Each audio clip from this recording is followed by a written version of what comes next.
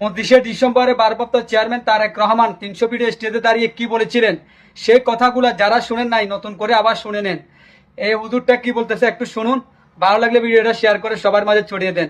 আসলে ভারপ্রাপ্ত চেয়ারম্যান তারেক রহমানকে বাংলাদেশের অধিকাংশ মানুষের মন থেকে ভালোবাসে, তার বাস্তব প্রমাণ এই ভিডিওটা দেখুন। জনাব তারেক রহমানের বক্তব্যের মধ্যে উনি এই কথা বলেছেন যে মহানবী সাল্লাল্লাহু আলাইহি সাল্লামের ন্যায় পরণতা দিয়া, রাসূল আকরাম সাল্লাল্লাহু আলাইহি সাল্লামের আদর্শ দিয়া, ন্যায় বিচার দিয়া আমরা বাংলাদেশে রাষ্ট্র পরিচালনা করব ইনশাআল্লাহ। তার মানে তিনি এই জমিনে রাসূল আকরাম সাল্লাল্লাহু আলাইহি সাল্লামের ন্যায় বিচার কায়েম করতে চান। আল্লাহু আকবার বলেন।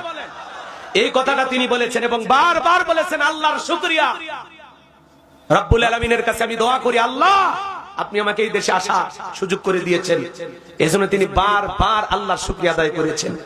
এবং তিনি কয়েক মিনিটের বক্তব্যে বলেছেন, আমরা মনে করেছিলাম যে হয়তোবা শরীফ ওসমান হাদি ভাইকে আমরা অনেকে ভুলে গেছি, কিন্তু না, বিএনপির ভারপ্রাপ্ত চেয়ারম্যান যখন বক্তব্য দিলেন শহীদ শরীফ ওসমান ভাইকেও স্মরণ করে বললেন যে শরীফ ওসমান যে গণতন্ত্রের কথা বলতেন, যে ন্যায় বিচারের কথা বলতেন, যে আদর্শ বাংলাদেশে কায়েম করার কথা বলতেন, আমরা শরীফ ওসমানের সেই আদর্শ এই জমিনে কায়েম করব। বলেন আল্লাহু আকবার। আমার সবচেয়ে তার এই কথাটা ভালো লাগছে যে রাসূল আকরাম সাল্লাল্লাহু আলাইহি সাল্লাম যেভাবে রাষ্ট্র পরিচালনা করেছেন, ন্যায় বিচার ইনসাফ প্রতিষ্ঠিত করেছেন, উনি বলেছেন রাসূলের আদর্শ দিয়া আমি এই জমিনে ইনসাফ প্রতিষ্ঠিত করার সর্বোচ্চ চেষ্টা করব। আল্লাহু আকবার, আল্লাহু আকবার। ধন্যবাদ জানাই বিএনপির ভারপ্রাপ্ত চেয়ারম্যান জনাব তারেক রহমানকে।